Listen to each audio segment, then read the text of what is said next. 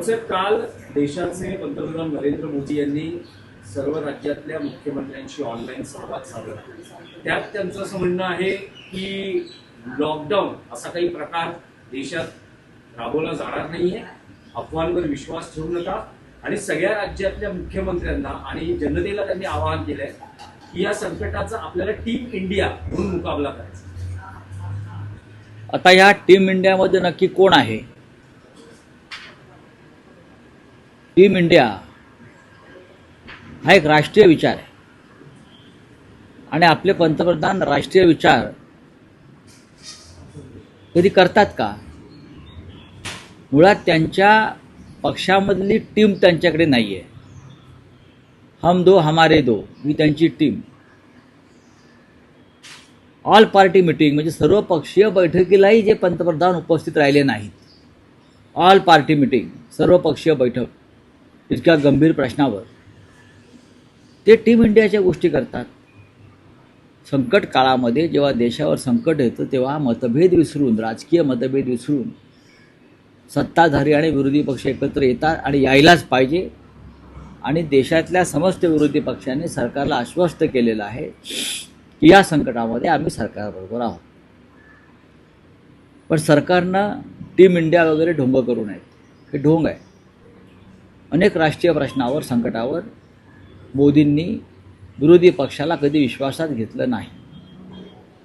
खरं म्हणजे जी परिस्थिती निर्माण झालेली आहे जगात आणि त्याचा परिणाम जो देशावर होऊ घातला आहे त्याच्यावर संसदेत चर्चा होणं गरजेचं होतं आणि त्या चर्चेला प्रधानमंत्र्याने उत्तर देणं हे टीम इंडियाच्या नेत्याचं लक्षण होतं. पण दुर्दैवाने तसं झालं नाही. तरीही प्रधानमंत्री मोदी टीम इंडिया संदर्भात गंभीर असतील तर नक्कीच या संकट काळामध्ये देशातला विरोधी पक्ष त्यांच्या बाजूने आहे अशा प्रकारची भूमिका सर्वपक्षीय बैठकीमध्ये विरोधी पक्षाने घेतलेलीच आहे. राज्याचे ट्रम्प मुख्यमंत्री यांनी देखील मोदींचं कौतुक करत त्यांना काम पूर्ण करणारे नेते असं म्हटलं, त्यांचं कौतुक केलेलं आहे. मग त्याच्यावरती तुम्ही माझ्याकडून कोणत्या उत्तराची अपेक्षा करता? मोदींनी काम पूर्ण केलं ना. ऑपरेशन सिंदूर ट्रम्पच्या सांगण्यावरून मागे केलं, बंद केलं ना. ट्रम्पनी जे जे सांगितलं ते काम मोदींनी पूर्ण केलं असं त्यांना सांगायचं असेल.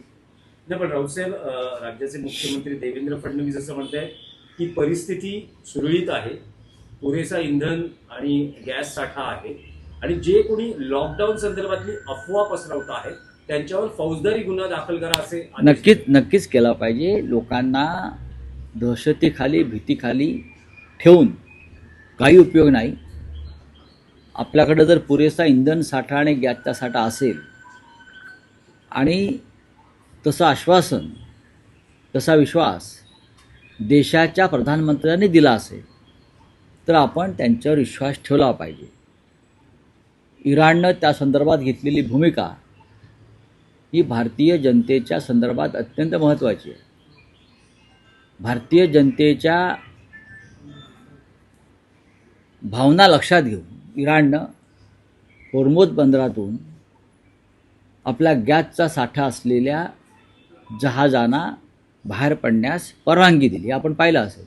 त्याच्यामुळे भारत आणि इराण जे पूर्वपार आलेले संबंध आहेत त्याच्यामुळे भारतातला इंधन आणि गॅसचा साठा सध्या पुरेसा आहे असं चित्र दिसतं आहे. रावसाहेब, राज्यातलं भोंदूबाबा प्रकरण आहे. रुपाली चाकणकर यांच्या हे प्रकरण बरंच अंगलट आलेलं आहे. आधी राज्य महिला आयोग अध्यक्षपदाचा राजीनामा आणि आता काल प्रदेशाध्यक्षपदाचा राजीनामा. हा त्यांच्या पक्षाचा एक अंतर्गत विषय आहे. ज्या प्रकरणात त्यांचं नाव आलं ते प्रकरण अत्यंत गंभीर आहे, लाजिरवाण आहे, राज्याला कलंकित करणार आहे. पण एकट्या चाकणकरच आहेत का? नाही. त्याच्यामध्ये राज्यातले आणि देशातले अनेक महत्त्वाचे नेते खरं म्हणजे आहेत. अनेक नेते आहेत. स्वतः दीपक केसरकर म्हणतात मीच का 40 आमदार तिथे जात होते. हे कोण सांगतंय? सत्ताधारी पक्षाचे एक आमदार सांगते की मलाच टार्गेट करू नका. तिथे 40 आमदार त्या खरात बाबाच्या पायाचं तीर्थ प्यायला जात होते. आता हे 40 आमदार कोण? हे देवेंद्र फडणवीस यांनी जाहीर केलं पाहिजे. तिथे जाणारे मंत्री कोण हे त्यांनी जाहीर केलं पाहिजे. खरात बाबासाठी विशेष विमानांची सोय करणारे सरकारमधले कोण लोक होते हे तुम्ही जाहीर केलं पाहिजे. आणि खरात बाबा दिल्लीत जाऊन काय करत होते, कोणाला भेटत होते, हे सुद्धा पोलीस तपासामध्ये जर निष्पन्न झालं असेल तर ते समोर यायला पाहिजे. नाही, पण राऊतसाहेब जे व्हिडिओ समोर येत आहेत त्यातला एक आणखी व्हिडिओ समोर आलेला आहे की अशोक खरात हा मंत्रालयात सुद्धा त्याचा वावर होता, असाही व्हिडिओ समोर आलेला आहे. त्याचा वावर कुठे नव्हता, त्याचा वावर सर्वत्र होता. बहुतेक तो पंचमहाभूतापैकी एक असावा अशा पद्धतीनं त्याचा वावर होता. अशा जणू काही त्याला सरकारनं राजमान्यता दिली होती. लोकमान्यता होती की आम्हाला माहीत नाही, पण त्याला राजमान्यता दिली होती. आणि राज्यमान्यता देणारे लोक आजही फडणवीस यांच्या मंत्रिमंडळामध्ये आहेत. फडणवीसांनी त्याच्यावर बोलावं. राऊतसाहेब, मंगल प्रभात लोढा यांनी जैन समुदायासाठी विशेष सोय केली आहे. सिलेंडरसाठी पत्र द्या असं त्यांनी पत्र जैन समुदायांना द्यायला सुरुवात केली आहे. ठीक आहे, एक लक्षात घ्या, प्रत्येक गोष्टीवरती उत्तर दिलं पाहिजे असं नाही. खरं म्हणजे राज्याच्या मुख्यमंत्र्यांनी जर जैन समुदायाच्या मंदिरांसाठी राज्याचे एक मंत्री विशेष व्यवस्था करत असतील तर त्याच्यावरती टीका करावं आणि त्याला विरोध करावा असं माझं मत नाही, का आमचं पक्षाचं मत नाही. सर्व मंदिरांना, सर्व धर्मस्थळांना जर अशा प्रकारे व्यवस्था करायची असेल तर राज्याच्या मुख्यमंत्र्यांनी त्या संदर्भात विरोधी पक्षांशी सुद्धा चर्चा केली पाहिजे. नरेंद्र मोदीने जी चूक केली करतायत, टीम इंडिया आणि टीम इंडियामध्ये कोणच नाही, तसं टीम महाराष्ट्र तयार करून त्या टीम महाराष्ट्रामध्ये राज्यातल्या प्रमुख विरोधी पक्ष नेत्यांना घेऊन तुम्ही ही सगळी जी व्यवस्था आहे ती मार्गी लावली पाहिजे. कारण राज्यावर सुद्धा संकट आहे आणि त्यासाठी आधी देवेंद्र फडणवीस यांनी विरोधी पक्ष नेत्याची नियुक्ती केली पाहिजे. ती करताय का? तर तुमचा टीम महाराष्ट्र तयार होईल. विधानसभेत आणि विधान परिषदेमध्ये विरोधी पक्ष नेत्यांची नियुक्ती जर करणार नसाल तर कसे काय तुमची टीम तयार होणार? मंत्री नरहरी झिरवळ यांना तूर्त अभय मिळाल्याचं दिसतंय, कारण मुख्यमंत्री असं म्हणतात त्या व्हिडिओची सत्यता पडताळल्याशिवाय कशी काय ते सत्यता पडताळणार? कारण मंत्री झिरवळ यांचा दावा आहे की अनेक व्हिडिओ हे त्याचे भाग एकत्रित करून पहा की ते किरीट सोमय्याच्या व्हिडिओची पण सत्यता पडताळणार होते असं ते बोलले होते. ती सत्यता पडताळायला पाहिजे. अशा प्रकारचे व्हिडिओ आले की त्यांची सत्यता पडताळायला पाहिजे, पण ती सत्यता कधीच पडताळली जात नाही. हे एक प्रश्न विचारला जातो, उत्तर दिलं जातं. तुम्ही सत्यता पडताळणार म्हणजे काय? विरोधी पक्षाच्या बाबतीमध्ये अशा काही घटना घडल्या असता तर आधी फाशी आणि मग चौकशी. काय? आधी फाशी आणि मग चौकशी. इथे फाशीचं नावच नाही, करू चौकशी. मध्य रेल्वेच्या भरती प्रक्रियेमध्ये मराठीला डावललं गेलेलं आहे.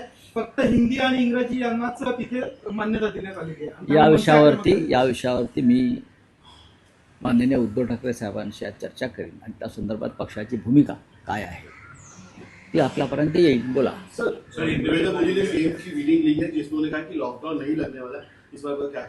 अच्छी बात है. अगर प्रधानमंत्री ने कहा है कि लॉकडाउन नहीं लगेगा, राज्य के मुख्यमंत्री कहते हैं, जनता को विश्वास दे रहे कि लॉकडाउन नहीं लगेगा, तो उसका स्वागत करना चाहिए. प्रधानमंत्री ने टीम इंडिया की बात की है, लेकिन आपके टीम इंडिया में कौन है ये भी बता दीजिए. क्या टीम इंडिया में 111 तक सिर्फ अमित शाह और मोदी है? बता दीजिए. महाराष्ट्र में अगर आप टीम महाराष्ट्र बनाना चाहते हो हमारे मुख्यमंत्री महोदय, तो सबसे पहले विधानसभा और विधान परिषद में लीडर ऑफ अपोजिशन की नियुक्ति करो, तब आपकी टीम महाराष्ट्र हो जाएगी.